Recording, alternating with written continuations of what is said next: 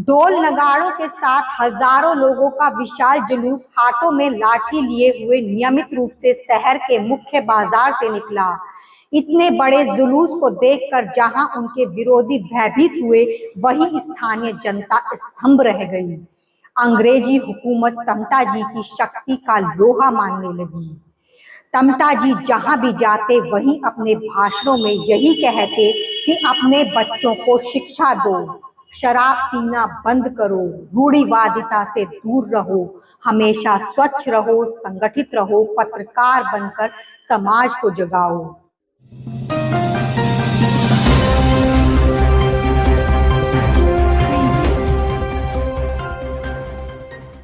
नमस्कार, मैं साक्षी गौतम और आप देख रहे हैं साक्ष्य का बयान। 24 सितंबर 1925 को अल्मोड़ा शहर के समीप ढोली ढांगा में शिल्पकारों का एक विराट सम्मेलन हुआ था। आज इस सम्मेलन के 100 वर्ष पूरे हो गए हैं। दया शंकर टमटा के प्रयास से डोली डांडा में 28 सितंबर को पुनः शिल्पकार अपनी खुशी की शताब्दी मनाएंगे भी।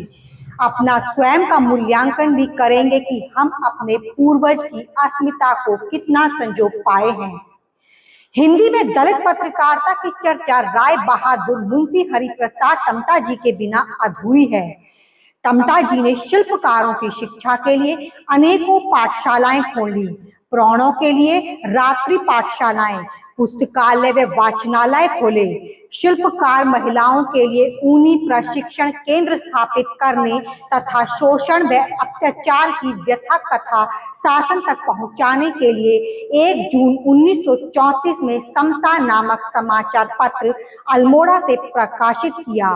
इसके शीर्ष आमुख में अछूत, दलित, आदि हिंदू, शिल्पकार, मजदूर तथा कृषक थे।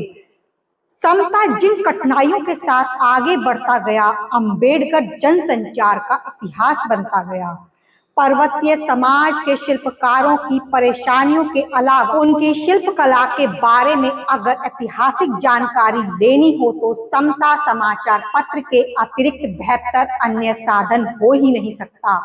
लकड़ी के तख्तों से निर्मित दीवार, लोहे की चादरों से बनी छत, अल्मोड़ा की पहाड़ी के ऊपर हरिनिवास था। इसे टमटा प्रिंटिंग प्रेस का स्वरूप कहा जा सकता है, जहां से शिल्पकारों की आवाज से समता नामक समाचार पत्र का प्रकाशन होता था। शीशे के अक्षर, एक एक अक्षर को जोड़कर कंपोजिंग करना, फिर एक लोहे की प्लेट में रखकर सेट करना तथा उसे हैंड प्रिंटिंग प्रेस में रखकर रोलर से घुमाना, प्रिंटिंग में टूटे अक्षरों में लगाना और छपाई करना तब बड़ा कठिन कार्य था। टमटा जी जितने कुशल समाज सेवक, नेता, वक्ता व प्रशासक थे, उतने ही कुशल संपादक भी। अल्मोड़ा शहर पर उनके व्यक्तित्व की आमिर छाप थी। लोग उन्हें प्रेम करते थे। अल्मोड़ा के नागरिकों ने उन्हें अल्मोड़ा नगर पालिका का अध्यक्ष बनाकर उनके प्रति अपनी आस्था प्रकट की थी, जहां वे दलितों के मजबूत संगठनों की आवश्यकता पर बल देते थे, वहीं शिल्पकार चेतना के लिए पत्रकारिता को भी। गोलमेज सभा के अवसर पर टमटा जी ने बाबा साहेब डॉक्टर आम्बेडकर को एक तार भेजा, जिसमें उन्होंने लिखा था कि बाबा साहेब ही एकमात्र दलित प्रतिनिधि हैं। स्वयं बाबा साहेब डॉक्टर आम्बेडकर ने उस तार की चर्चा गोलमेज सभा में की। शिल्पकारों को एकता के सूत्र में बांधने के उद्देश्य से उन्होंने कुमाऊं कमिश्नरी सभा का गठन किया। उस समय गढ़वाल भी कुमाऊं कमिश्नरी के अधीन था। शिल्पकार समाज के लोग आर्थिक रूप से थोड़ा संपन्न थे, शहरों में रहकर पढ़ लिख रहे थे, उनमें चेतना के स्वर अंकुरित होने लगे थे। ऐसे में मुंशी हरिप्रसाद टमटा ने सामाजिक भेदभाव मिटाने के लिए शिल्पकार उद्धार का जो नारा दिया, वह सामाजिक चेतना में मील का पत्थर साबित हुआ, जिन्होंने हर मोर्चे पर शिल्पकारों को आगे बढ़ाने का प्रयास ही नहीं बल्कि उनमें विकास के लिए प्रेरित भी किया। ढोल नगाड़ों के साथ हजारों लोगों का विशाल जुलूस हाथों में लाठी लिए हुए नियमित रूप से शहर के मुख्य बाजार से निकला। इतने बड़े जुलूस को देखकर जहां उनके विरोधी भयभीत हुए, वहीं स्थानीय जनता स्तंभ रह गई। अंग्रेजी हुकूमत टमटा जी की शक्ति का लोहा मानने लगी। टमटा जी जहां भी जाते वहीं अपने भाषणों में यही कहते कि अपने बच्चों को शिक्षा दो, शराब पीना बंद करो, रूढ़िवादिता से दूर रहो, हमेशा स्वच्छ रहो, संगठित रहो, पत्रकार बनकर समाज को जगाओ। उन दिनों शिल्पकार समाज दोहरी गुलामी झेल रहा था, एक तो स्वर्णों की, दूसरी रूढ़िवादिता की। कुमाऊं केशरी जगह जगह जनेऊ संस्कार कर शिल्पकारों को आर्य समाजी बना रहे थे। शिल्पकारों के पास ऐसा कोई माध्यम नहीं था जिससे कि वे अपने महापुरुषों के संदेशों का प्रचार प्रसार कर सकें। उस समय पत्रकारिता ही सबसे सुगम माध्यम थी। गैर शिल्पकार पत्रकारिता से जुड़ रहे थे। ऐसी स्थिति में टमटा जी ने सोचा कि समाचार पत्र ही एकमात्र ऐसा माध्यम है जो समाज में क्रांति ला सकता है। अपने महापुरुषों के विचारों के प्रति जागृत करके शिल्पकार समाज में व्याप्त रूढ़िवादिता से बचा जा सकता है। शिल्पकार समाज की ज्वलंत समस्याओं की ओर सरकार का ध्यान आकर्षित कर सकता है। कुल मिलाकर यही कहा जा सकता है कि समाचार पत्र शिल्पकार चेतना का सबसे सस्ता साधन बन सकता है। ऐसा सोचकर टमटा जी ने पर्वतीय क्षेत्र में समता समाचार पत्र प्रकाशित किया। समता के माध्यम से टमटा जी ने तत्कालीन ब्रिटिश सरकार को शिल्पकारों की ज्वलंत समस्या भूमिहीन होना से अवगत कराया, उन्हें भूमि दिलवाई, सेना व पुलिस में नौकरी दिलवाई तथा उनके बच्चों की शिक्षा के लिए 150 नए स्कूल खुलवाए। टमटा जी ने अपने लेखों में सिर्फ शिल्पकारों की समस्याओं को ही नहीं रखा, बल्कि पूना पैक्ट, मॉन्टेग्यू, चैम्प्सफोर्ड सुधारों आदि तत्कालीन ज्वलंत समस्याओं पर भी जमकर लिखा।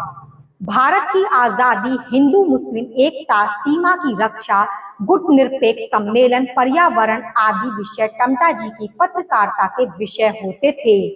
वर्ण व्यवस्था पर टमटा जी लिखते हैं कि अस्पृश्यता हिंदुओं का पाप है और इसके लिए तपस्या करनी होगी और स्वयं को शुद्ध रखना होगा। व्यक्ति वर्ण भेद में फंसकर प्रभुता ला रहा है। टमटा जी की पत्रकारिता का मुख्य उद्देश्य शिल्पकार समाज को इतना विकसित करना था कि वे अपने गर्व से कह सकें, हम शिल्पकार हैं।